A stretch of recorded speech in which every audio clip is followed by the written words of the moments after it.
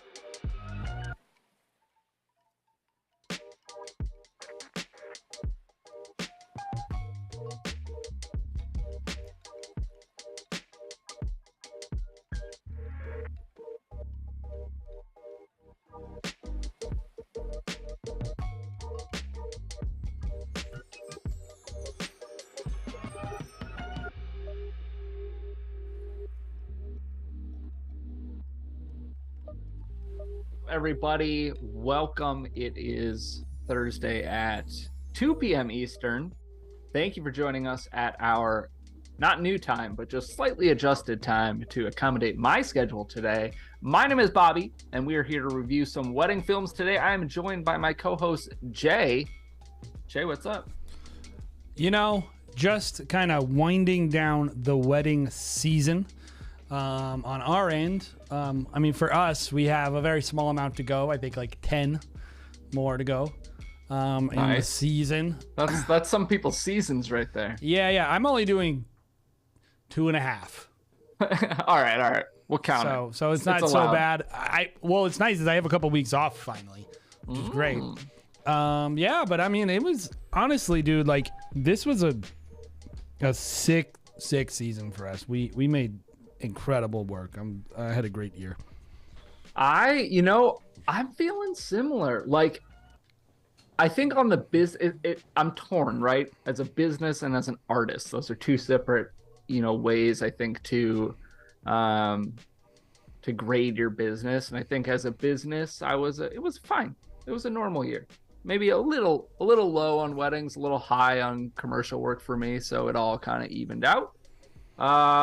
But man, I just really love some of the films that I made this year, or some of the films I was, pumping out or whatever. So, I just got, I don't know if you know about Party Slate. You might be, people might be familiar with them. They're like a wedding listing website, a little more on the luxury side is their target. And really more about featuring beautiful high-end events, right? And then tagging people and like vendors that are yeah, other vendors can have accounts and you can be tagged on other people's events, and it's really good at highlighting like high-end events. I went to a party of theirs on Monday, Tuesday, don't remember the date. They do a big party in Boston. And you know what's really cool is like when you're at an event like that and you're with your peers, right? And they're like, oh my gosh, your work is so good. You guys are having such a good year. And we just had so many good interactions, and like a lot of the stuff we purposed to accomplish in terms of our industry reputation, serving people, you know, doing a good job has really paid off this year. Like the marketing we've done with our reels, our strategic kind of how we're pushing our brands, all the brands are getting there. Everything it's just been a great year in wedding filmmaking for us, with Huxley Film, with Stop Go Love, with Merriment Films. Like, I think if you're listening and you're watching this, you're like, what are these guys talking about? We're talking about our businesses. We are wedding filmmakers. We are not influencers. We are not content creators. We are wedding filmmakers who try to uplift the community via making some content. But that's not our primary, like, we don't make a living off of that. We make a living off of the same thing you make a living off of. So we're talking about our businesses. And I would say, like, from everyone's perspective, right? You know, everyone has to have a vision for their brand and their goals for how they want to be perceived. And if you don't, like, without vision, like, the brand dies. Yeah. And if you don't know what you're trying to, I mean, everybody who's been in the business for a while knows, like, you have those seasons where you're like, what am I supposed to be doing right now? Like, what's the next thing? What should I be working on? That's what I'm going into right now. Yeah, what should I be working on? I just shot my last wedding, right? So there's still some edits, some loose ends, whatever. But once those tie up, I feel like, and, you know, sound off in comments if you guys feel the same, but especially winter, because we're very seasonal here. And I don't know if it's so, I know some places aren't as much, or it's the opposite of us, but, like, you know, December hits, I'm done with weddings now. So it was early November, whatever, something like that. You know, I actually do have 2 winter weddings, but that's I'm just kind of greedy personally, so we just but anyway. But yeah, so it's, you know, I go into this season of, like, it's like, well, what should I be doing? And so, you know, I'll try to do a little more commercial work. I do usually try to do some weddings outside of the state. I don't, like I said, I have 2 in state this year, so I don't know if I have any outside, but yeah, I don't know. This has been I think the first year off season where, like, planners are calling us, talking to us right now about next year and going like, oh, is there anywhere you guys really want to go next year? Like, where should we plan this? Where should we plan an event together? Like, where should we go?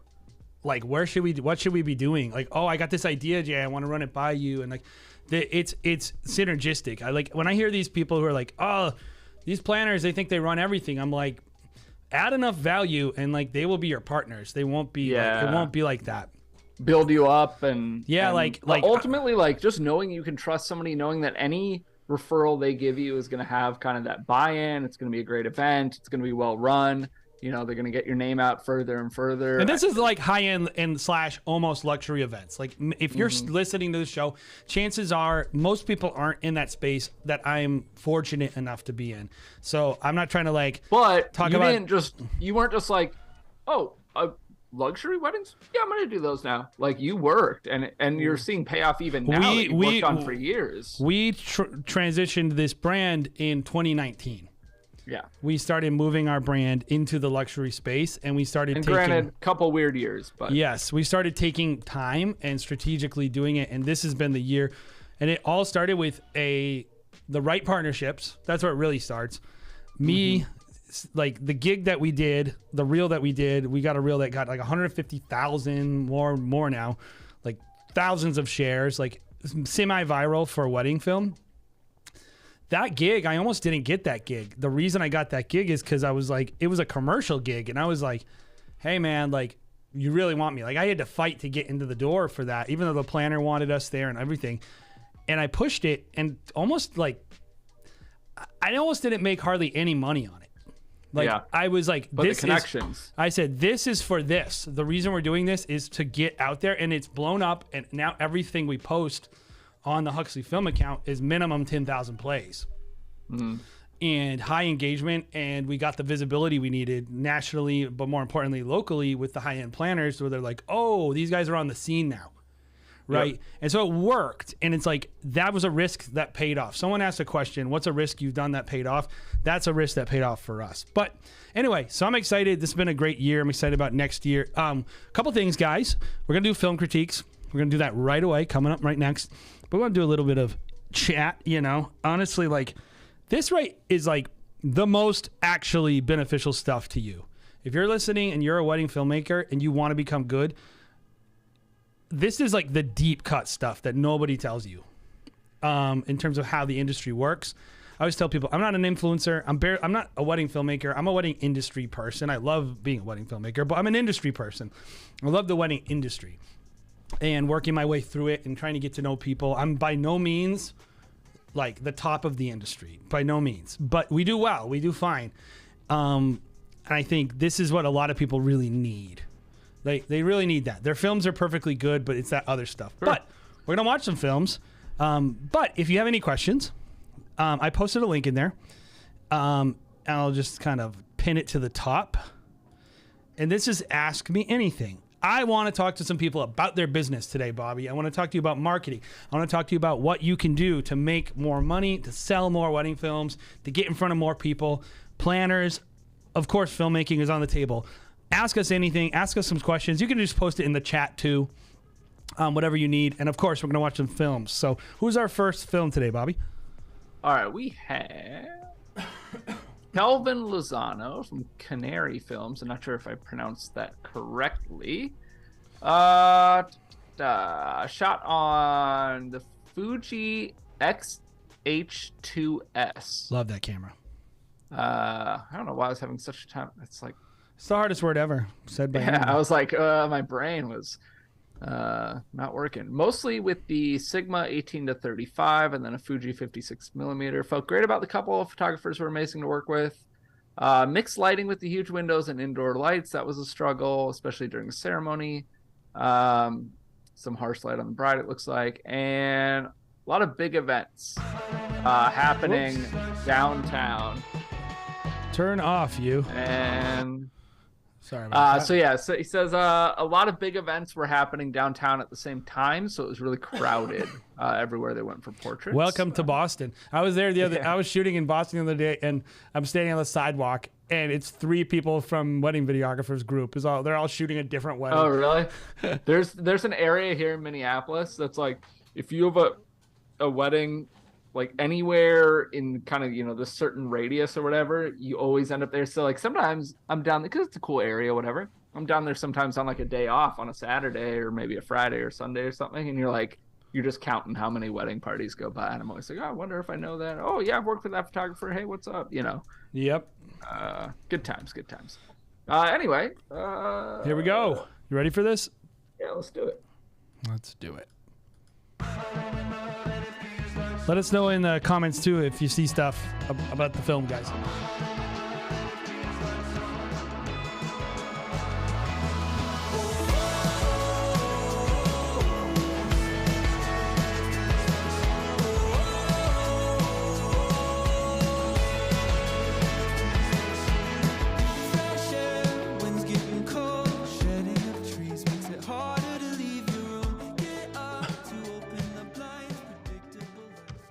I would like to welcome everybody and thank you all for joining us tonight for this beautiful celebration of Lauren and Jeff.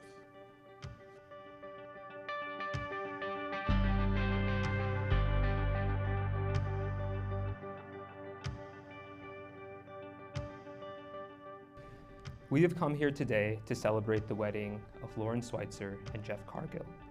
We are here to share in their commitment to one another, to offer our love and support to this union. Lauren and Jeff would like to thank you for being here, as they understand you have traveled from different cities, states, and countries.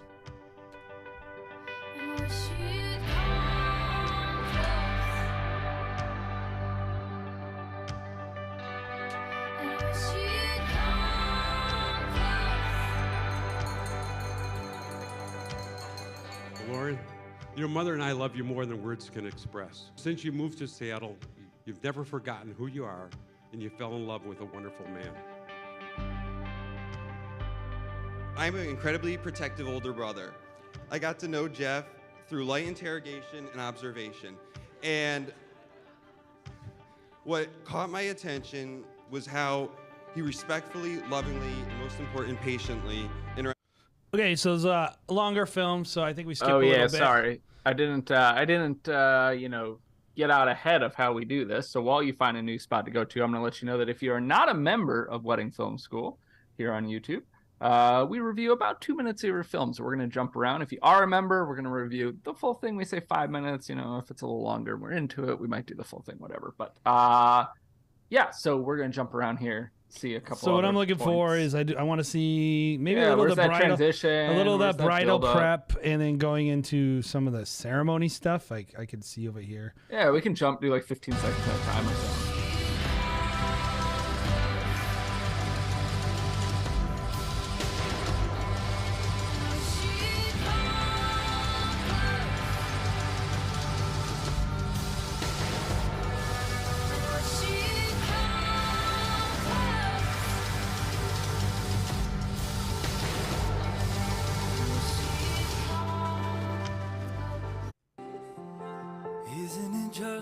I want to hear how that song switches. I'm going to mention this in the critique, but while we're here, so I don't have to find the point, I want people to observe the dissonant tones between the transitions in the songs. This was also for the previous song, by the way, Bobby. Yeah. Totally different key. Now, we'll dive into that, but would you say that somebody should be looking for complementary keys? Yeah, it's almost as if we can make a video on this. It's almost as if we have. Yeah, go check it out. We have a video about just how to choose music faster.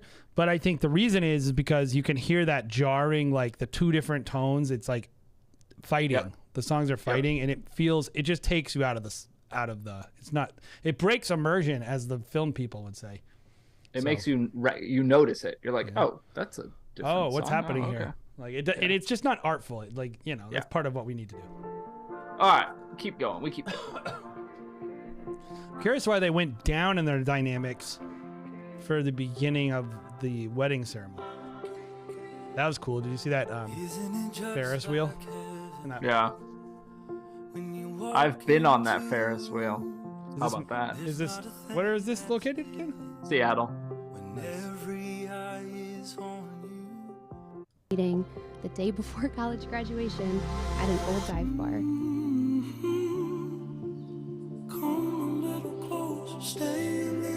So it looks like the middle, like this section is like vows and like slow ceremony. Not the adventurous trips, big career developments, or cliche major life milestones at the same time. It's a little let's get to this kiss. Let's see the height. A little more. Story is yet to come. Let's see if they did the same thing. I think they are going to. Great pleasure. I now pronounce you husband and wife. Pretty bad.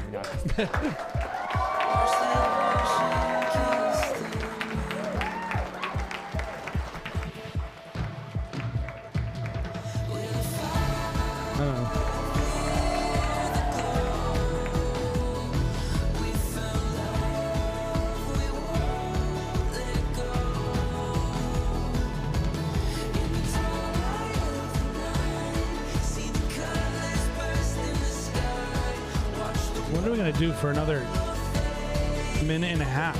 Yeah. We're about to find out. Another song? When you make that no. This is really strange. I have a lot of thoughts on. Man, this is such. I'm really glad we're reviewing this one. You're basically my obsession. Well, me too. This filmmaker, and I want to say this in a nice way, they're doing a lot of things very not the best, and then they're doing a bunch of other things really well. And I feel like if you can just tweak it a little, it will help this person go next level. Yeah. And I think that's really what it comes down to. So with that said, I feel like we've seen enough. Closes out. Yeah, some pretty shots. Oh come on! Like that's so nice. That's super nice. Yeah. A lot of people always put your best shots first. I not was at just the gonna say end. right off the bat, all your best shots seem to be at the end. Anyway, so we want to talk about things that we like. This is how we approach it. We want to say things that we like, things that we think you did well, and then things that we think you could improve on. Kind of meet you where you are. How do you make your next film even better? Where are some areas you need to focus and really actually like put the work in to figure out how to do better? So Jay, with that said, what are some things that you think this filmmaker did really well? Things you liked about this film? I mean, I actually just like that they use a super shallow depth of field all the time. I think it was really pretty to look at. Yeah. It's a really pretty film. Yeah, there's a lot of really good film, like just shooting and a lot of like creative choices. Yeah. From an editing standpoint, I mostly have issues with the editing, to be honest. But that's where I stand. But from a good standpoint of the editing, like they put a lot of really like there's just a lot of really good creative shots, and they've got a lot of film in there. And I think the couple's gonna love seeing all these little in between moments in the film throughout the day. And just that's coverage, but it's also editing, right? It's like making sure it's a combination to capture this stuff and like this person's flying all over the place, shooting like crazy. And I wonder if it was more than one person or not. I know it was multiple cameras, but it has to be. Probably I think. was. It looks like it. There's so much. Like I think that groom coverage, they were there the whole time. So there's a lot of like really. Even the edit, like I don't want to make it sound like the editing is terrible. I'll say some good things. No, about the editing, no. Which is it wasn't sloppy editing. It just was, I think, not the best. Yeah. So there was some good editing too in the film, like on the music. Like I'll even say, like the beginning, they're doing that music segment, right?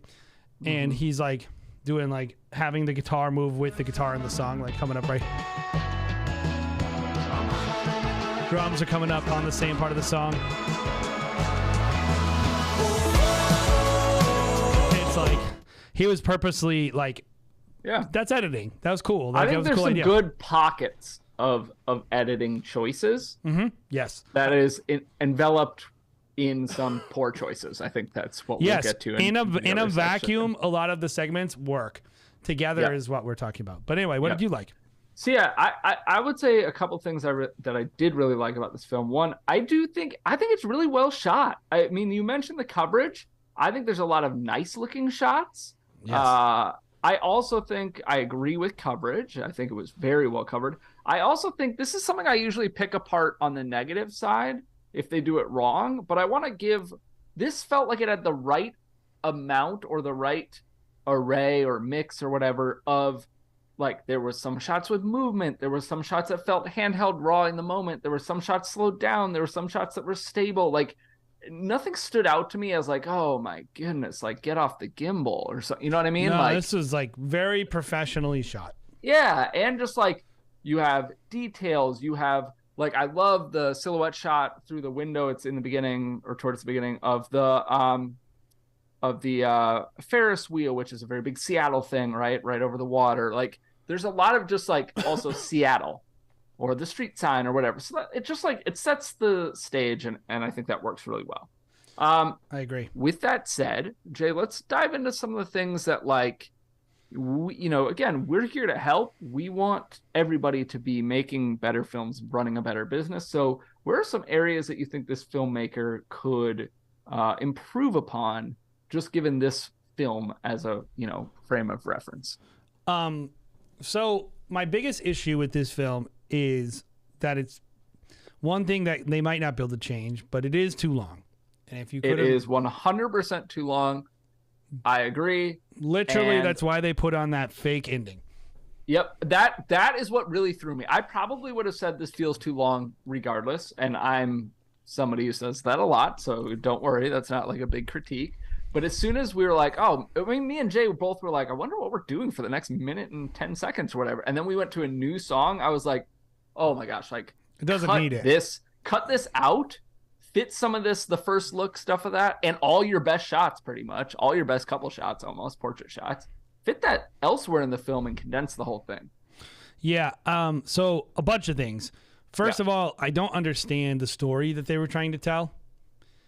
There was a few times where I felt like I was understanding it like in a vacuum, like, oh, this is the ceremony part, right?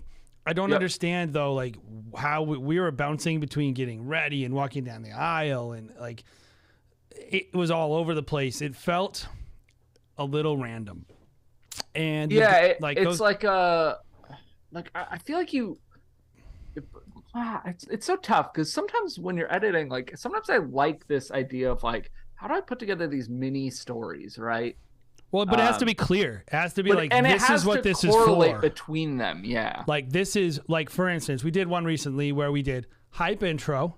This is a structure. Hype intro, which this had family and connection. Ostensibly though, rehearsal dinner, but there was we allowed ourselves to go farther because it was thematic. So we were like, this is about family and connection. Then wedding day, romance, couple, and then party. If you watch that edit, you would go like, oh, it would make sense to you. You would see the journey. You can also just do chronological. There's a lot of ways to do it. I wasn't sure where the journey was. And so if you're going to make a film like this, you got to make it clear why you're including film clips together. Why are they relationally connected? One of the things that I think plays into that, Jay, maybe that's just me and maybe you felt no issue, but like, and again, we don't know what you had to work with, but I don't love a lot of the audio that was selected, even as like at standalone value on its own. Like, honestly, I can't remember a thing they said. Yeah, and I know we jumped around, but I will also say this. One of my critiques of this is in a lot of the time that people are talking, we're not seeing, like, I know it was the dad because he said my daughter or you're the best daughter or whatever. That's true. We never saw him. Nope. I think it was maybe the intro to the ceremony, and he was like, today, it was early on, right? In the first 2 minutes. Today, it's what Lauren and Jeff are coming together, and they blah, blah, blah. And like, it was very dry. Like, I don't think it did much for your film, but also we never saw who was saying that. I think that plays an element too, both the selection and the like never seeing who it is makes it hard to like connect with the story. Yeah, I think totally. And then this is another, I think the color is pretty all over the place, like really, really, like there's massive differences from camera to camera to camera. You got to fix that. And then this is a small thing. I have this shot all the same cameras though. Yeah, it's just according to the thing, which is odd. Some of that, like, you just got to have a similar like formula to how you're going to be grading your footage and skin tones and blacks and whatever. But this thing right here, this is an example shot of something I saw throughout the film, Bobby. Okay. This is not a good shot of this bride. What is she doing? I know what she's doing. Well, you know, she's smelling her perfume. She's smelling the glass. But it's following this. It's like this weird, like, this person's getting ready now walking down the aisle. Like, it's like, see how quick this shot of her walking down the aisle is? Yeah. It's literally like important moment. Now we're gonna let her smell perfume for an hour. Like, there were moments. It's kind of like a symptom of the whole film. We see this throughout where it's like, you'd really, I mean, this goes hand in hand with it being too long, in our opinion, where it's like, if you were more selective, like you just included everything. And the fact that you did that and a lot of the shots look pretty good still is kind of a testament to you as a shooter, I think. Oh, yeah. Good couple, all that stuff. Yeah. But what I was going to say was, not only is that not a good shot, there's a lot of shots where people do not look their best throughout the film, where you're just like showing people because like you like the fact that the foreground is out of focus. It's and blurry. Like, there's a lady in the back. There's one shot where this lady is standing there and she's like in the background. I'm trying to find it. Well, I look my best when I smell perfume bottles through the glass.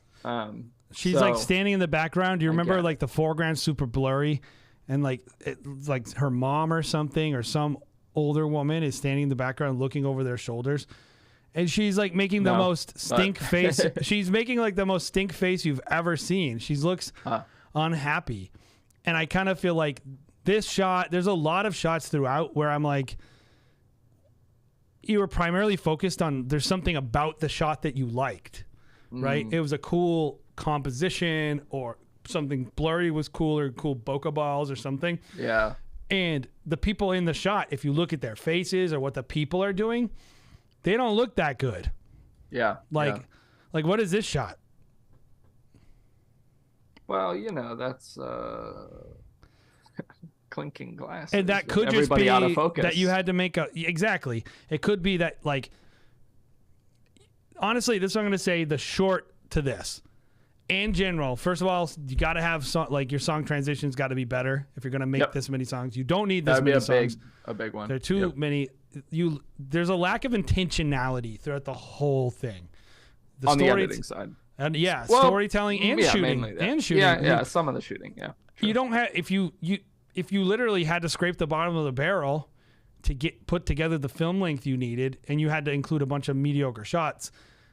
Like, that's ultimately on you as a filmmaker. Like, you have to give yourself enough content, and if you're having to include bad content, that means you lacked intentionality on the day of. Like, I can tell you this, not enough B-roll in the film. Like, anyway, so that's it. It's like kind of editing, but also I'm noticing a lot of like bad transitions, dissonant tones, and lack of audio transitions. Yes. Music transitions. Bad music transitions, and then lack of intentionality. Highly recommend this filmmaker just to tackle that one. Not to toot our own horn, but watch the video we have on Wedding Film School about choosing selection. Yeah. We talk about complementary keys, and I think that would benefit you as an editor a lot. The only things that I'll add, Jay, I would just challenge them in two ways. One, I would definitely recommend you have some of your best shots at the end. The majority of people outside of the couple, parents, maybe some very close friends, aren't going to watch the whole thing.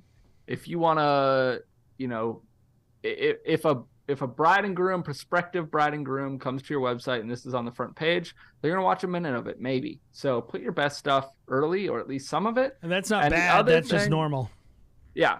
Yeah. It's not like, oh, your work is bad, they're only going to watch a minute. Like, that's just the world these days. The other thing that I really want to challenge them on, we didn't really dive into this, and I don't know your thoughts on it, Jay, is it seemed like you just had this algorithm that was just like every sixth shot is black and white.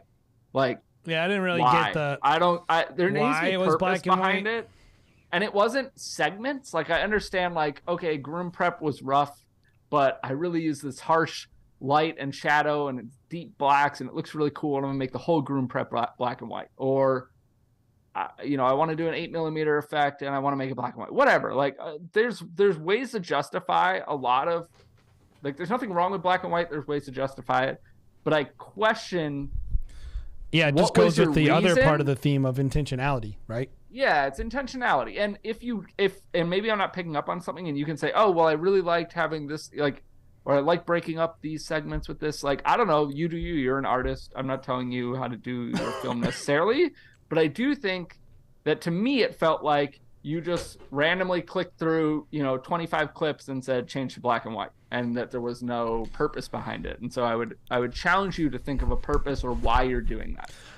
Okay, let's do a couple questions. Well, that was a great film, though. Good job. And I think let's do it. The person is honestly, it's actually very small critique and very actionable. And if they apply that, I think they're a great shooter. This is like one of those films that I think is like one of the, like, really with some just better editing decisions. Like, man, I think this could be a really, really good film. And I like one of the best examples of that, I would say. If I had 2 hours with this film, it could be incredible. So it's so close.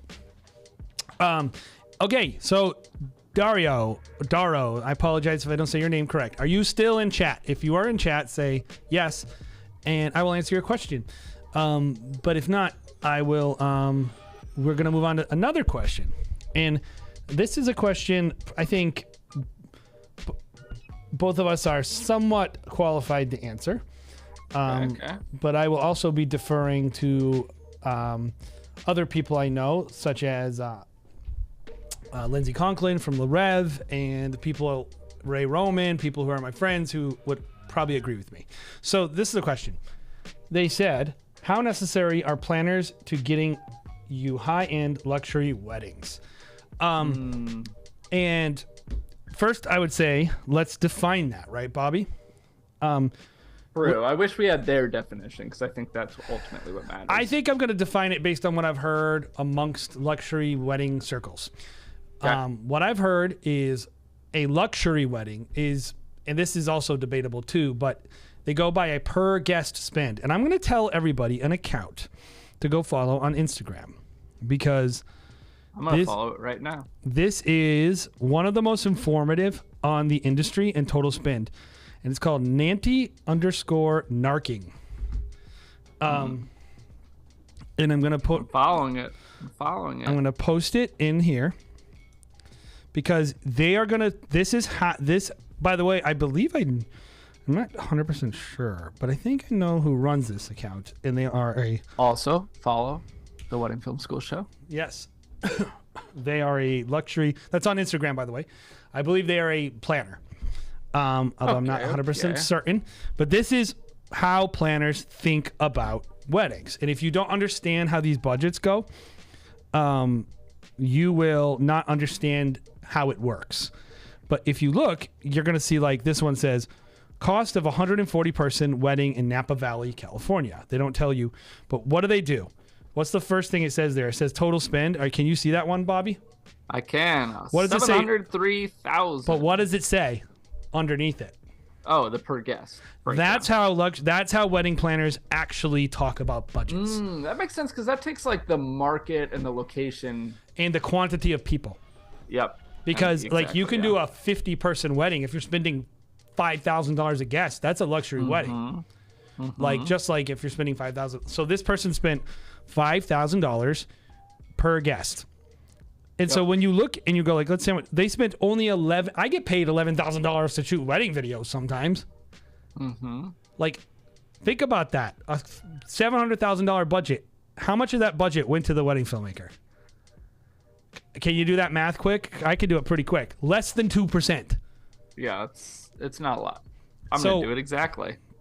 So less than 2%. So if what a lot of people do, right, is they want to get paid more, right? So they want to go for customers who value their film at 30% of the total budget that they're going to spend. So like $6,000 and they're going to spend, 20K, 20 whatever. 30K on their wedding total, something like that. But they just love me so much, and that's a big ego boost for the filmmaker, and they're getting paid their $6,000. But what I prefer to do, and what everyone who's doing luxury prefers to do, is say, I'm going to take a little tiny piece of a giant pie. Yeah, I'm going to take the crumbs. The crumbs of a $700,000 wedding. And but that crumb, it's just, in terms of the day, it's still 1 or 2 days, right? And you're still making bank still. It's some big crumbs. It's big crumbs. A lot of crumbs. And so I say all this to say, first of all, go follow this account and get educated. If you're only following wedding filmmaking channels or you're only listening to people talk about cinematography, only following educators. You're not making money. Like half the people who are educating people, they don't work these weddings either, by the way. What I'm telling you guys is, yes, it is necessary because they have access to the budgets. And no one is going to plan a budget. You are not going to consistently demand 30% of someone's total budget, 40% of someone's total budget. Whatever you're getting paid is capped by the total spend of the event. You got to have that mindset and the per guest account. And so if you're going like, I want to get paid $8,000 and you are working $100,000 wedding, that is 8% of the budget. In some ways, it's easier to get 1.3% of a $700,000 budget than it is to get 8% of a $100,000 budget. They need other stuff still. They want to feed people. They got to have a band. They got to do all these things. And the smaller the wedding, the less likely they are to have a planner and the less likely they are to have a budget to give you. So that's all it comes down to. All it boils down to is who is spending the most on their weddings. And do they have a wedding planner? And yes, every high-end, basically, every wedding that you're doing, with a few exceptions at luxury properties, where they might have an on-site person, which could still be a high-end event, but even then they're working with designers, and it's still an industry event. They're just day of planners instead of full service planners. You have to have those connections, because the first thing a person with budget is going to do, who can afford 12, 13, to me, like a lot of people go like, oh, what's the luxury? Like 10 grand. Let's just say 10K would be like the like if you're a wedding filmmaker. 10K for the video. Yeah, for the video. Like that's the number they look at. But what it's really more about the events that they're working. Yeah. I consider myself a luxury wedding filmmaker, even though I'm not like quite at the like level. I'm not at the level of like a Larev or whatever. But like 2 of the last 3 weeks, I work at Chatham Bars Inn. Chatham Bars Inn is $1,000 a night as a hotel, and that's where Marcy Bloom, a couple years. I mean, Lori Aarons did a wedding there over the summer with Larev. It's the same venue. It's the same people. It's the same, like, it's about total spend, and they have giant, whatever. And so, yes, you need it. So the question I always have for people is, how do you get access to these wedding planners? And I think that's where a lot of people, I think, struggle. Bobby, for you, like, what's been some effective techniques that have worked, and maybe stuff that hasn't worked in terms of, like, building those contacts for you? Yeah, I mean, ultimately, I think the like number one thing to fall back on with, you know, let's say impressing a planner, right, or something like that, is obviously do good work, whatever, but I think we've talked about this before, be a team player, be easy to work with, do everything you can to make their day easier. I think that is a big thing. Like, yes, you have to make a great film, but if you're difficult, you can make the best film in the world. If you cause just a little drop of stress for that planner on the day, they will never refer you. It doesn't matter how good your film is, in my opinion. Yep. So that's what I think. Here's what I've found. If I can get them paid, they will keep booking me. And how do I get them paid? I make content for them, and I get it to them quickly. That would be my second thing. And I think you're much more apt to talk about that. I mean, my business is built around it. Well, it's tough. It's tough. Like we've made a priority of it. But like, just for example, a couple weeks ago, we shot this really, really crazy wedding. Go head over to Huxley Film on Huxley_film on Instagram if you want to see it. The last one we posted. It's at a place called Heyo. So this is what it sounds like. Yes. But knowing what is useful to the planner, tell me what that means, Catherine, because I don't understand what that means. Yeah, I don't really either. Maybe that's a European thing. I don't know. I'd love to tell me more about that. We just posted the content, right? And the first version of the reel, I was looking at it, and one of my editors put it together, and I walked in. I'm like, not that shot, not that shot, not that shot. And there were 3 specific shots. I just went in and changed it later and did the editing myself. He did a great job, by the way. No shade on Caleb. It was a great edit. But it's just he was lots of shade on Caleb. He's in the fired. thick of it. He's in the thick of it, he's doing the edit. And I was like, I need this shot, not this close-up of the floral in the top. Like wedding filmmakers would pick the close-up, right? It has cool motion. You can see the flowers. I'm like, no, the shot you need is the floral hanging from the ceiling with the bar underneath it. Because the planner is interested in showing people how their design functions, not close-up stuff. Yeah. The next shot, there's this beautiful shot, and it was cool, but I was like, no, not that shot, this shot. And it's a high-end shot of all the people sitting at the table, all the guests eating. And it's high, it's really high. You can't see food going in their mouth or whatever. But it's impressive because it shows function. It shows that the design, like how their design functions and how it works. And like to make content that works really well on the internet for planners, because you're doing a collab. If you're not doing collabs with planners, you're crazy. You need to be doing Instagram collabs. It will quadruple your reach. And you get that out there, you're doing it for their audience. They will always have a bigger audience than you because they're the first purchase. And so you have to highlight design in a way that draws their audience in. And if they see that by hiring you, you know how to communicate their work in a beautiful way, you're going to keep getting hired. Facts. And that's it. Yeah, I think that for a lot of weddings, the planner is the top of that funnel. I think if you want a wedding that's going to pay you $10,000, you have to have a wedding that has a large budget because there's only a certain amount of percentage that you can be. There are outliers, but for the most part. And those weddings are going to have planners. And the planner is always going to have people they can refer. That's part of their job. It doesn't mean that a couple can't love your work and find you on their own. But if they have a planner, they're probably going to listen to their planner. And you're never going to get all the planners' work, by the way.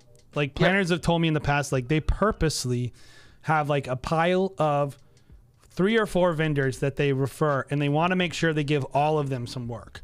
Mm-hmm. Because that means that if you're booked, they'll have other people to fall back on. Yeah, they can't just have one. It's too risky for them. Yeah, so I think understanding that part of the industry is the most important thing to leveling up your pricing, at least. Not to leveling up your work, but to leveling up your pricing. So yes, you must work with planners to reliably do it. Now, you might be able to get lucky and find a few people who want to pay you 20 grand out of a total 30K spend. Yeah. Maybe you will. Maybe not that much. That would be extreme. But Yeah, I've definitely been 30% of somebody's. Oh yeah. I'm sure I have too. Probably more. But I wouldn't say it's the norm. The norm is I'm like a little maximum 5% of their budget, their total spend. You know, that's the norm. So cool. Let's see. Sweet. Well, should we do another film? Let's do another film and ask us anything, guys. The post in there. We have one question by Edwin. Yeah, Nunes. there's a link at the top. You can ask us a question. He says, "Will you review my film?" That is not a question. No. You have to submit it earlier. Sorry. Excuse cool. me. All but right, also, up Catherine, next. I would like to know what you meant, Catherine Marchand. Join a private club with, what does that say? Good reciprocals?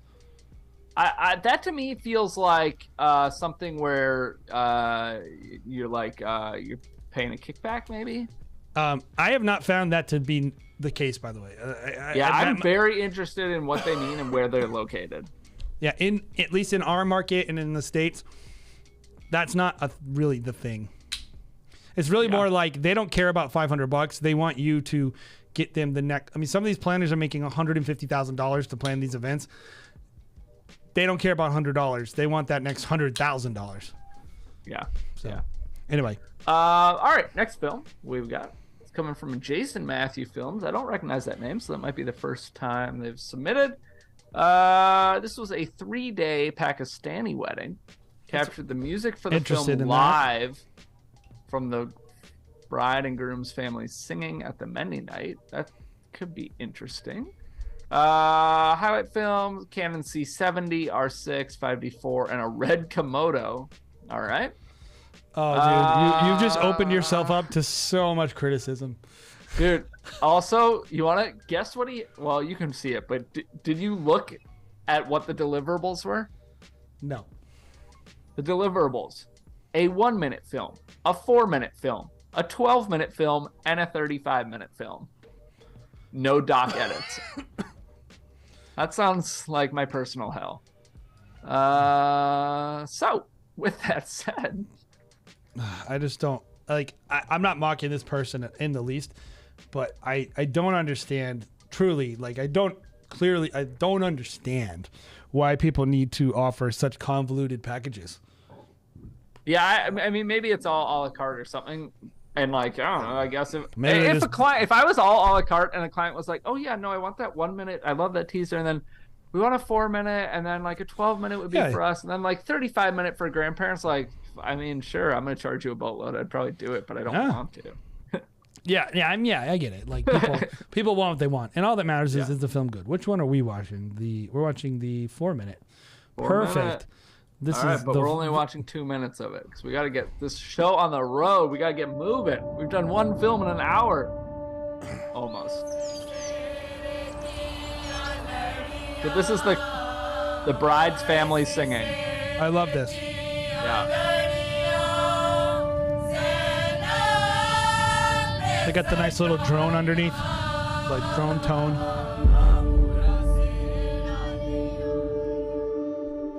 Rabil, I welcome you to our family. We have a very big family. they might seem intimidating. We also have a very loud family.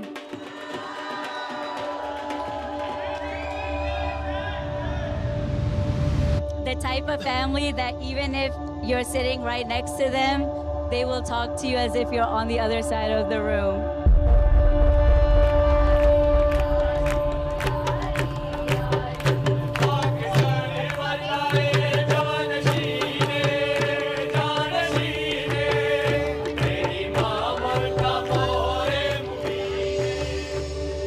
I would just like to say how stunning and everyone looks tonight. Let's hear it up for all of you guys. Yeah, especially me.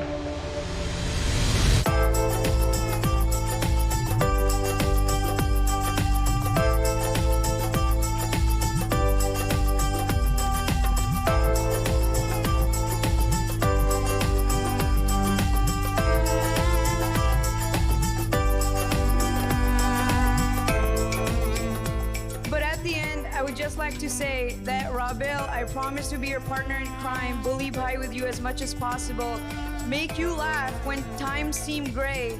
And I would just like to say, welcome to the Raza family. I love you guys.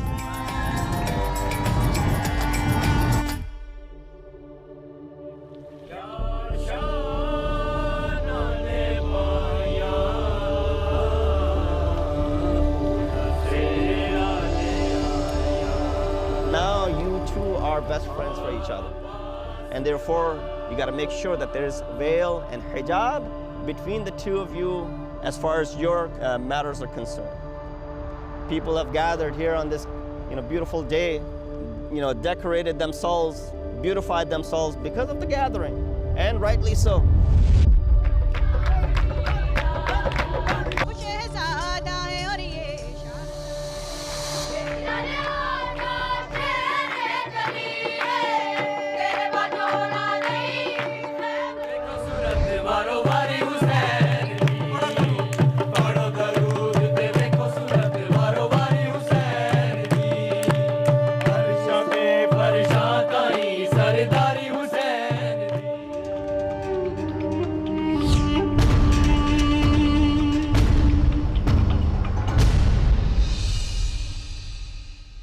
Okay. That was kind of a strange film, Bobby. Yeah, I liked it a lot more. I mean, not that I didn't have issues with it at points, but I liked it a lot more in the first half. So let's talk about what we like, because there's a lot to like. I think, obviously, the portrayal of the culture was obviously. I feel I'm very much an outsider here, so like I really enjoyed getting this peek in. I think the family would enjoy this. It felt like really connected. It felt like it was crafted for them, and they were like, even something like this, the shot could have been executed better, but like she says, oh, we're a big family, and then you cut to that shot. Like I felt like the storyteller, the filmmaker, really knew how to connect the story to the people. It felt very like connected in that way. There's some ways it felt weirdly disconnected, but I think in terms of like that kind of stuff, it was very successful. And there's a lot of beautiful, beautiful shots, and the colors, and just, I mean, honestly, like really, really, really pretty. Yeah, I think there's some really good shots. I think I agree with you that like for a wedding like this, especially, I have shot 1 or 2 Pakistani weddings, but I think about, I have more experience with like Hindu weddings, Indian weddings. Yeah, me too. I don't think we've ever done a Pakistani wedding. I think I've done 2. I know I've done 1. I think 1 might have been a fusion one though. But like, I think about that, and I think about in those scenarios, like I see some similarities in that, like, yes, you're making a film for the couple, but it's very much also for the family in a lot of ways. And so totally. I think they did do a good job leaning into that. I also think I really liked, I thought the reception, the speeches that were given. I'm going to talk about the choices of some of that later, but the lighting, the shot looks really great. Really it's good. Nice and that deep. is a There's some sick bokeh. shot. It's lit. That's very like well. my actual favorite speech shot now is the profile shot. I love that shot. So good. Or like just just a a tad little off off. profile. Yeah, but more from the side. I also kind of leaning into that family stuff too, or whatever. Like that, like the opening with the singing and stuff was just really cool. It was just unique. It's really good. Well captured audio to be able to use that in a highlight film, and I think you layered some other stuff on there, and yeah, just well done. At the end of the day, wedding filmmaking is about honoring people's families, and this did it incredibly well. Really good. Flip side, though, of course. So my flip side is, well, I felt like there was an unnecessary tension, and I'm listening to these people. These are not serious people. This felt to me like it was like a Ray Roman kind of like wannabe thing. Like a forced epicness. And I don't feel like we ever really get to know the couple at any point. No. Yeah, I would think it's a little too and that's focused. like the trade-off, I think, of like being this family idea, which I like, but there's a way to fuse those two things together. Well, so different cultures are maybe less PDA-ish, right? The portraits are different, like totally. So you might not have that. And I think what you could have done though is they gave you like, you know, I'm particularly that one girl who's like, I'm your partner in crime, and like that was a very like so like listening to her talking, and both of the people, like when you're listening to them, like listen to this music again. Yeah, especially me. Yeah, it's this rising tension, epic.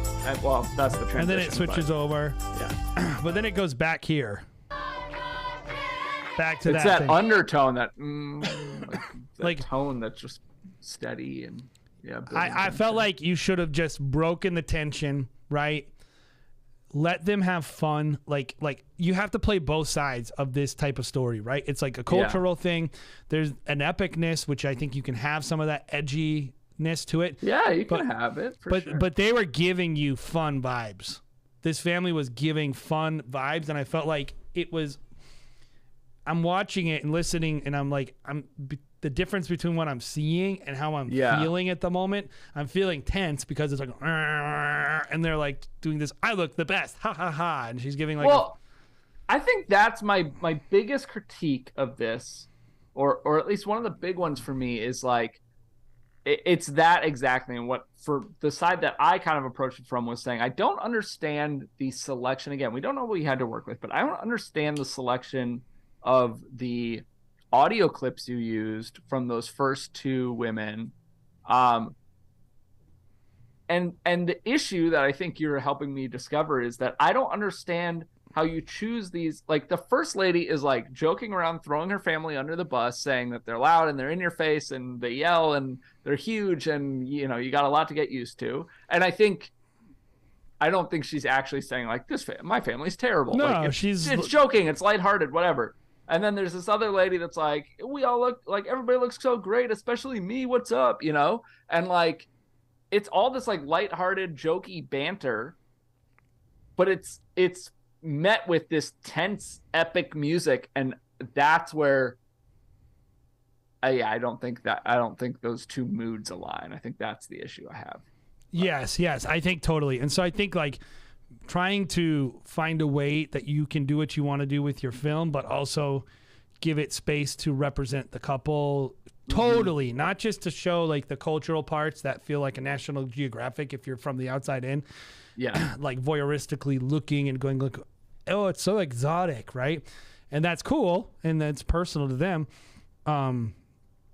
But when you look at the rest of the film and you're like, this is like weirdly tense, and these people are not tense.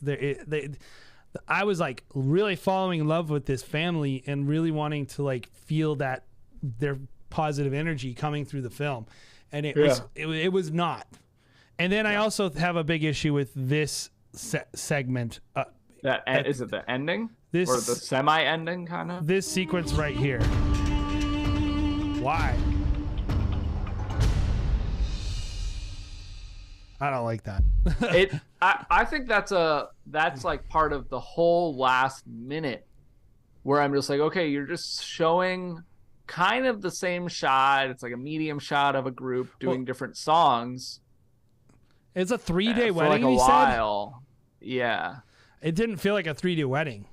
Yeah. That's like a 3-minute film that feels too long, you know? So, and it sounds like I'm ripping on them. I'm not trying to. Like, I think it's a successful film by and large, but I think it made me uncomfortable in terms of the mixed tension and all that stuff. And I just feel like, you know, give yourself a little break. It's 3.5 minutes and give it a tonal break. Make sure, anyway, that's what I got to say.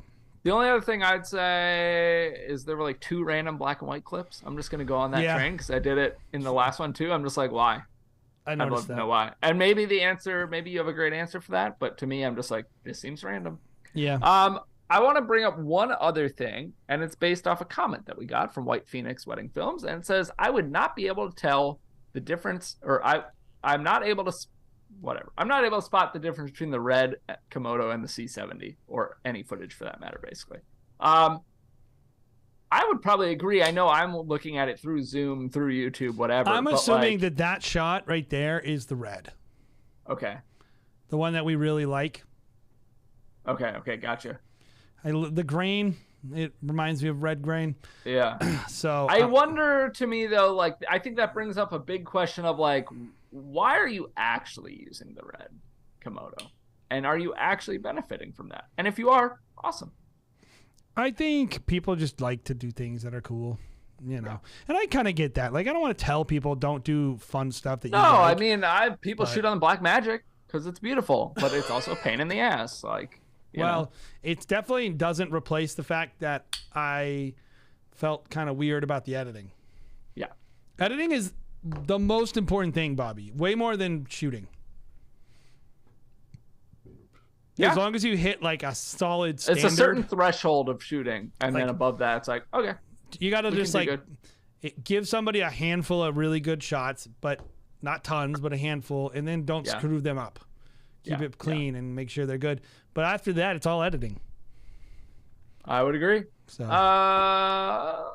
thank you, John. John said, I love you both. Your dedication. I love you. Love both your dedication and insight. Thank you, John. We appreciate that. We got one more film, but we'd like to answer a few more questions. So does anybody have any questions in the chat? We want to answer your wedding filmmaking questions. We can talk about the new A9 a little bit later if you want. I didn't even look at it. Yeah, it's pretty sweet. I know it shoots like 1 million frames per second, or like photos. I mean, in some ways, it's more of the same. Like, I'm not sure it's totally gonna. Yeah, that's true. They are. I'm not sure it's gonna totally change the game the way some people are saying about with the A9 in terms of like. I think it's gonna be a lot of like how when the first A9 came out, and it was like, wow, this does some really cool stuff. It's really, wow, what 6K or I don't know, whatever it did. Like, oh, it shoots 700 photos per second. Whoa, but it's like in practicality, I'm just like, I'm probably not gonna get it. Yeah, I would agree. But it's pretty cool. Doesn't mean it's a bad camera. No, it'll be great. Yeah, great It'll camera. be great. I mean, honestly, I've done a few things in 6K, and I find 6K to be incredibly beneficial. If I felt like dealing some with benefits of that. We need to get a Sony rep. That's what we need. I've tried, I need this camera in my hands. Sony will not respond to me. We can't crack them. Yeah, they only like bearded people. Benj Heish. My beard is so weak compared to Benj and Matt that I can't even grow a beard. Yeah, you're holding us back. I'm probably the reason why. Okay, the next 6 months, Jared will be the face of this company. Yes, it'll be and then we'll contact them again. They're like, send us your photo before I send you a camera. Yeah. But yeah, it seems pretty cool. But yeah, what are your questions about wedding filmmaking? Ask us anything. We will answer the questions. But while we're doing that, Bobby, who's our next and final film? The next one is coming from Jacob. Is it Durksen? I don't know. Durksen Films. What did they say? We shot this film for a couple who were friends of ours. Up until this point, it was one of the nicest weddings we had shot. Now it's junk. Yeah. Now this one used to be good. Now we hate it. Yeah. Our friends are one poor. of our one of our first weddings doing both photo and video, which made it stressful.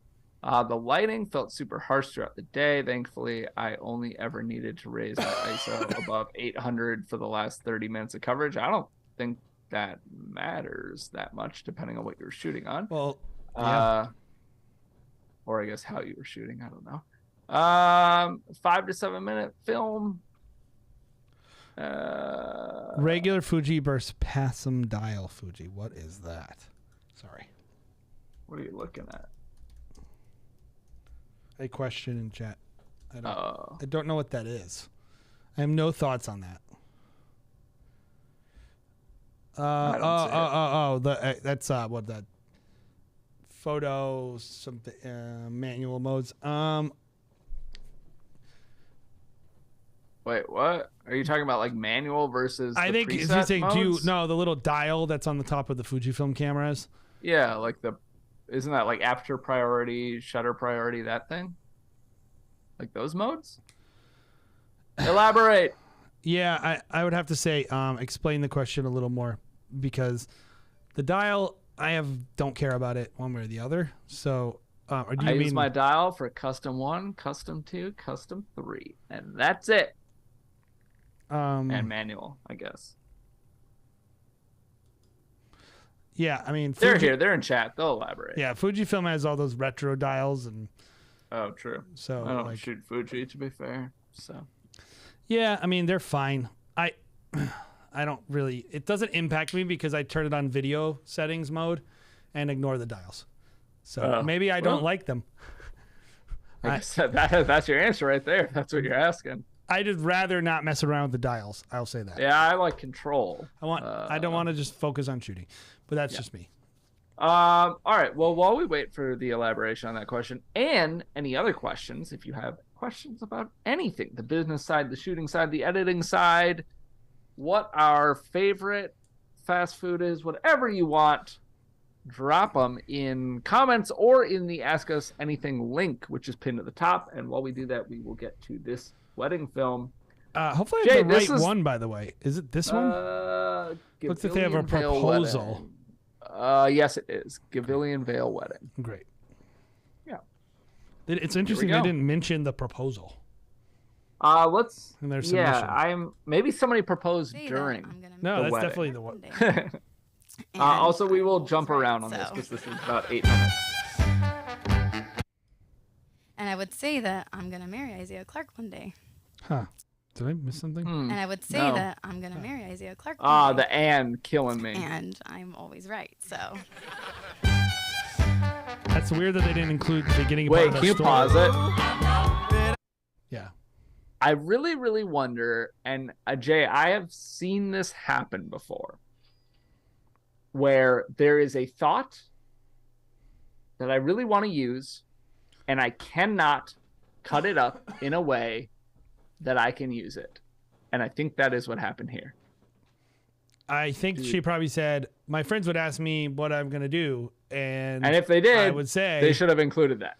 Yes, I would but say some that. people like ramble, and it's just like you cannot, no matter how much you want to, you cannot, like they do not have the right words in the right places and the right tones to truncate it. With B-roll, you can. Well, true. But honestly, I would say I challenge you to that would be a challenge I would accept. All right. I'm going to find something one day. I'm going to be like, this is a 1 minute thought. Make it 6 seconds. Yeah, maybe not make it 6 seconds, but like in this case, make it 1 second. It doesn't really, it's already an 8-minute film. It doesn't really matter. Yeah, true. If Yeah, that's, I agree. 10 seconds. I think that's a really good a really good thought to start on. I like it. It's fun. It's whatever. Good, I hate that it started with and. Yes, it's not good. We were 10 seconds into the thought. Anyway, here we go. I know that I'm in love again. Well, I know that I'm in. I hate that shot. The shot of everybody walking past. People do it. I get it. I hate it too. It's so tacky. I don't like it. Don't do that. Don't do that. No one do that. Number one tip: if you want planners for a furry, don't do that shot. I actually think that. because planners are looking. They're looking for how much of a commitment are you demanding out of people? You know what I do like, Jay? I like that shot for photos sometimes. I mean, I don't really shoot photos, so I like the finished product sometimes. I like it if they were like standing in the middle of an organic crowd. That's pretty cool. But like making the wedding party walk around, I just don't like it. Yeah. Anyway. Yeah. I think. Oh yeah, shocking. Do these educators shoot weddings or no? They're one of their 3 just weddings That's a year. just my dig on the education industry. Nobody specific. They're just like, sometimes I get salty. Oh crap! I have nothing to talk about on my channel. I think the issue with that shot is there's a difference between a trend. Like you could say, oh, the trend is a little more dark and moody. The trend is fast-paced cuts, and then you get to interpret that how you want. There's no interpreting this. It just, you saw this shot and then you did it, and then so did 700 other thousand people. It's purely a gimmick, but it's not a good gimmick. Yeah. I don't Versus love it. like low shutter. It's whatever. Low shutter dance floor. It's not whatever. It sucks. And it's not because of this film is this is a good film. I'm not ripping I like on it this already. Film. It is a good film, but I just don't like that shot. That's all. Anyway, here we go.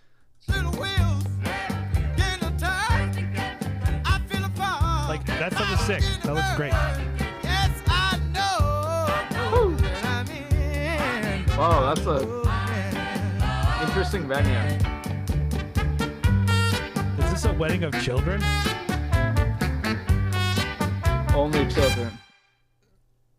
These kids are young, bro. Once upon a time, while What the heck is that? What? That noise. Listen. Oh, that was once me upon going. a time, while vacationing in Hawaii, I was going. I see Alina I very was busy thinking a thought. texting someone. She has a smile from ear to ear. So for I was the like, sake that was a of really weird sound they put in conversation, I there. ask her, "Who are you texting?" To which she replies with a big smile, "Isaiah Clarke."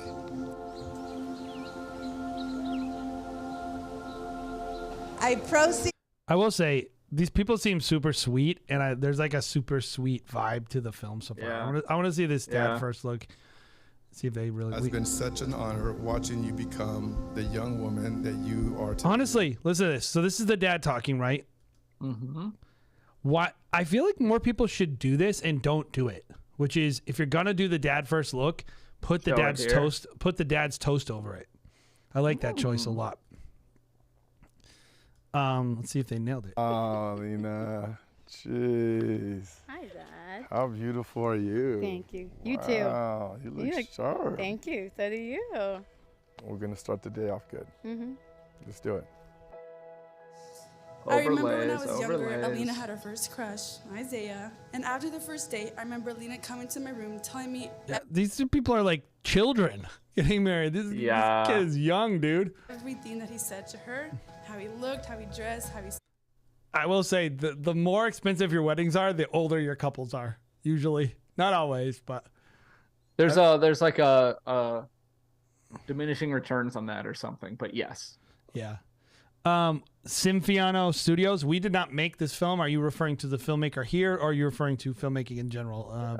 My guess is here specifically because it sounds so clean, but I actually don't know that I don't think it sounds bad, but I think the father of the bride first look sounded clean. It almost sounded too clean. I think it was a little off-putting, but anyway. Smelled everything. And not only did I love him for my sister after learning everything about him, but I knew she definitely fell for him then. But they're probably just plugged into the She did. When she DJ reconnected soundboard with or whatever. Isaiah, it truly felt like her again. She continued to glow from the inside out. Isaiah became the man the Lord had prepared Alina's heart for. Call after call, text after text, and talking for hours in person, she always had the biggest smiles on her face every time she spoke the words, Isaiah. I could see the happiness in his face, and I knew that he had a good one. I just want to say to Alina, you've truly made Isaiah better. Yeah, these people are sweet, man. I think like that's a good decision, like to make the film sweet and let them be sweet. Like, hey, JJ is in the chat. Even the little gap here, as much as like it was a little off-putting, I would have liked a little more ambient noise. I like that he killed the music for the. I like that. I just and I could be totally wrong, and I hate commenting on audio because again, I'm getting this through a Zoom feed, through the link that you sent, etc. So like I'm getting it like fourth hand or whatever. But to me, and I could be wrong, it could just been perfectly normal, whatever. It just felt like the dad was maybe ran through like Adobe Podcast or something. It just felt like it was a little too clean. Yeah, it was a little too clean, but it was. Or like put some wind. That's what I mean. It needed a a little more ambience to it, but but I still think it was a good choice. And 100%. I feel like the storytelling is really strong on this so far. I'm curious what this is. That's what I was looking at. I think this is a proposal. JJ's in chat. He just got the thing to is, a you weren't roast just of his. confident in yourself. You're confident in me and us. The crowd. From the moment you walked into that game night. JJ, did you shoot this part? Yeah. That's what we want to know. I'm actually glad you're in chat because we were confused when we saw this as like we just randomly stopped on it when we were just previewing the video or something. Yeah, so I'm surprised you didn't mention that you also shot their proposal. Yeah. So I'm assuming you shot this, or did somebody else like? Me with this ambition that I was your future. Still a good moment. Here we are standing and starting that future. Whoa, same. That's good. Same. That's good editing. Ah, cool. Yeah, they did. I feel like a couple would love this film. Oh yeah, super solid. JJ, what did you guys shoot this on?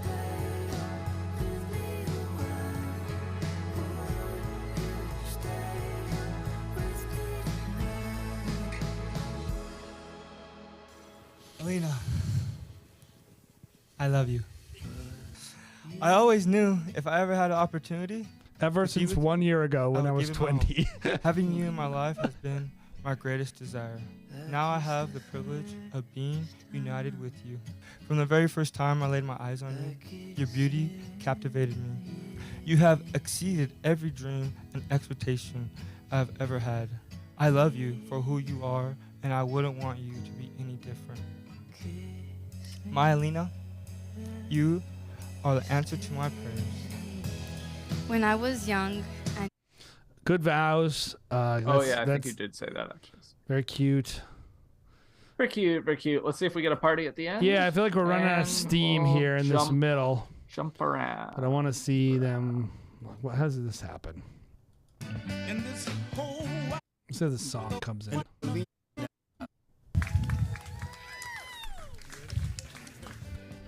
Ladies and gentlemen, family and friends, I am pleased to introduce to you for the very first time Isaiah and Alina Clark.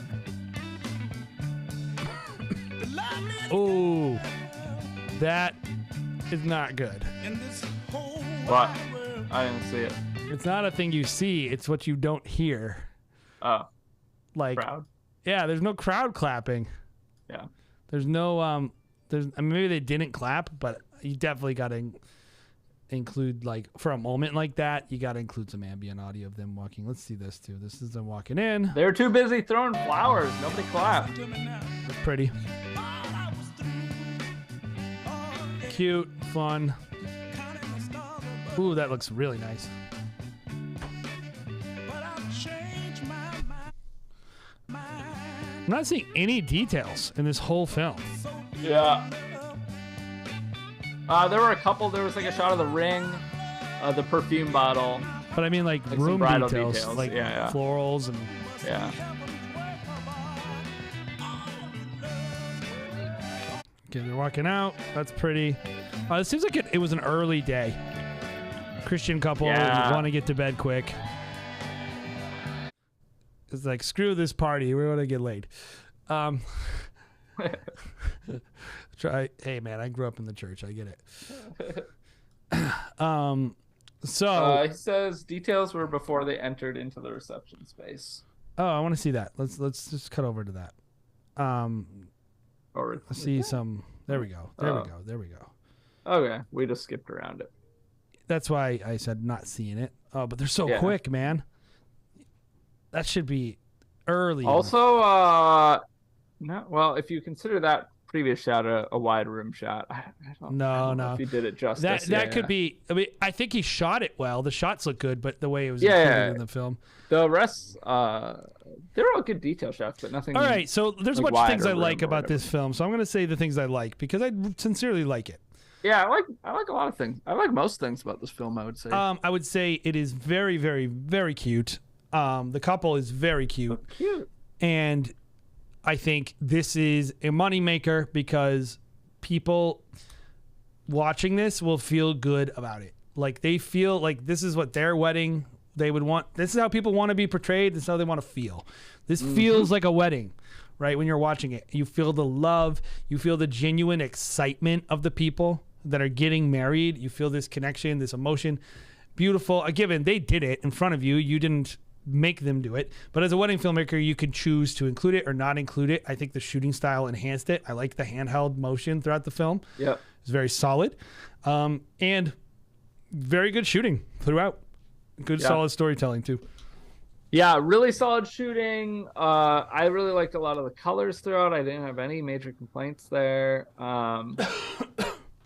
Really, just I think I also agree. I like the handheld. Like, I don't know if you mentioned that this was the nicest film you had shot, so now you've upgraded, whatever. But I don't know if you're typically this style, but this style, this handheld, the slight movement, it works really, really well for a film like this, which is another compliment in that this film is, Jay was touching on this too, but it's a very authentic. It's very fun, authentic to the couple. It's real, it's who they are, and it captures it very well, and the handheld plays a role in that too. I feel like I had some other stuff, but yeah, just really solid. It's good. Thoughts on the other side? Improvements. All right. Other than the crowd slow shutter shot. But there's a lot of that's just whatever. Honestly, the thing I would say is just the sound design could be improved. I think and I don't mean like adding a bunch of effects and stuff, but just like when sense of place. There's a couple times in the film where the sound, like people are walking down the aisle, like showing people, like having that sound of people clapping, cheering, having that kind of thing. I think it would make it better. I think the other thing I saw about this one was, and it's not a major critique, but I did feel like I kind of felt like a film that's this long. I kind of felt like after this moment right here, we should have had like a cool intro segment, and we could have used those details and those portraits. Like, so we kind of right have here, a little it's kind more of like upbeat section, but it's kind of it wasn't like a survey of the day. It's not its own. It's not its own segment. I agree. I think that could have worked really well. The intro section is just the one part where I'm like, it lets the film down. I think, because it's like you're getting here and like let's just watch that intro really quick. It's only 30 seconds because I think you're going to see what I mean. And I would say that I'm going to marry Isaiah Clarke one day. And I'm always right, so. That shot's good. Don't like that shot. Don't like that shot. That one is okay. Meh. Meh. Meh. Meh. Pretty good. Meh. Like, you know what I want to see in that segment? That one's good. This. Yeah, I like that. Yeah, I want to see some romantics. I want to see some details. I want to see moments. I want to see moments in the intro, because for the people who are watching it, I think like that's the point of those intros to me, is like a little quick survey and then dial it back. Recap.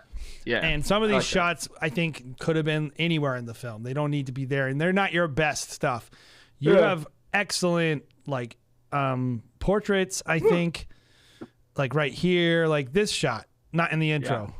You kind of chose this section where they're in front of that brown building. I don't know really what it is. And you're kind of like, this is going to be my intro. It's all these shots that we did. I'm like, this shot right here, all these, like, not the, I don't like the salad on a plate. I kind of have a rule, like, no. Like, that shot is sick, dude. That wide shot right there, that's a sick shot. Like, get that in that. I saw that earlier. Yeah, that shot's awesome. That cake shot is awesome. Like, that's going to just elevate that film. And that was my biggest thing, is I felt like the intro section could have launched the film a little better.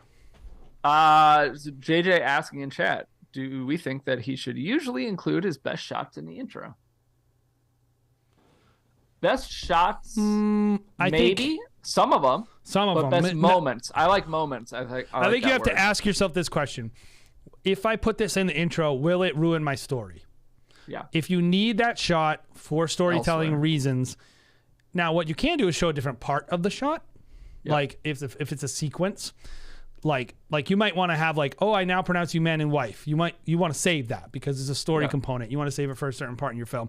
But you might show them kissing or walking down the aisle in the intro, right? Especially if you have another angle, especially if you shot it wide, but you shot it, 4K, 6K, you can crop in and you kind of make it look like a different shot. There's a lot of ways. I would say in general, JJ,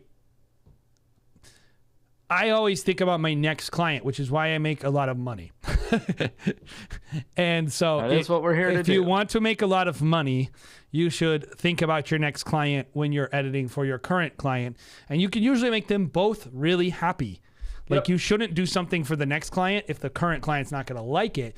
But if the purpose of that intro sequence is to tease the couple, it'll also function to tease the next person watching it too. And what's really cool is if you cut it together in a way that's really good in those 30 seconds, you can actually carve that out, make it vertical, and post it to Instagram. Yep. Like you can make your teaser at the same time you're making your highlight film. Well, and the lighting just changed for me. One of the things that we talked about in, I think, the first review, I don't know if you were here, was kind of that idea of putting some of your best, because they had a lot of their really good romantic shots were all at the end. Now, you had some good ones in here, too, in your intro. But what I said, at least, and I think Jay agrees, like, a lot of people, if this is on your website, they're going to come here, they're going to watch the film.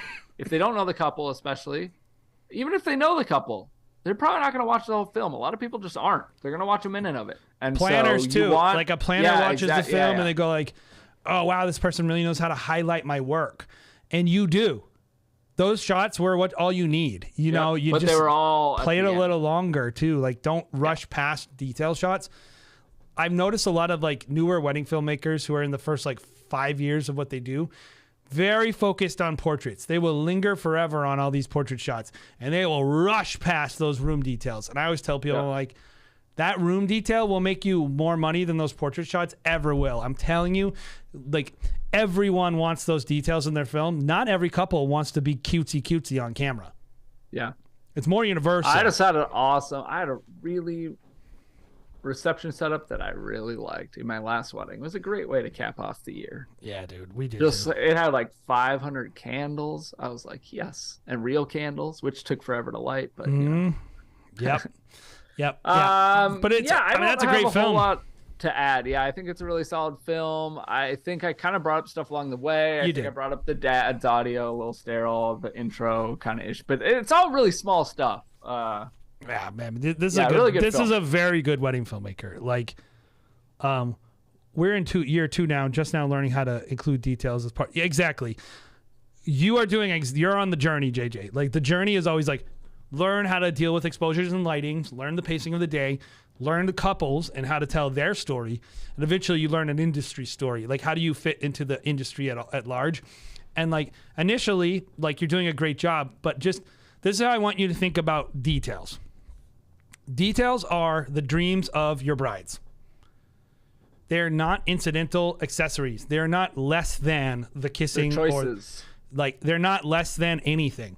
Everything that these people are choosing is who they are, and it's a different part of who they are. So including this cake, including those flowers, including that stuff, like they're looking at that. They're very proud of that, and it represents their style and their taste. And like they want to show that off to their kids and to their friends. And so including it as part of like when you think about the storytelling, and it's not the... oh, I'm not making films for planners. I've heard people say that. I'm not making films for planners. I'm making films for my couples. It's like, your couples really care about that stuff too. Yeah. Like, for sure. and so that's the way to think about it. I think is like, how can I show that? And what I like about details is you can put them anywhere in the film. Yeah, they work in a lot of places. They lift up boring parts. So with that said, JJ is saying that he's in his second year. I think this is an awesome film, especially for second Really year. good. Awesome film regardless. Forget about it. And if you're still on your journey, JJ and everybody else in chat, well, I got a place for you to go. It's called Wedding Film School. So good job finding us. Thank you so much for being here. I think, Jay, we're probably going to kind of call it on that. Yeah, and I was going to say, I know I gotta go. So. We're dropping a new podcast episode next week. It's going to be kind of an important episode. If you like us and want to follow, we're dropping a few announcements, and you want to check it out. Yeah, that's going to be over on our sister channel, the Wedding Film School Show, here on YouTube, or on everywhere that you can find just the audio version. So Spotify, Apple Podcasts, all that stuff. Thank you so much for being here. We'll be back next week at our normal time, 1 p.m. Eastern, so an hour earlier than we did today. Start submitting your films now, and keep an eye out for that link coming to you next week. That's it. All right. See ya. Bye, guys. Cool. Did you? Yeah, I ended it. Bobby, so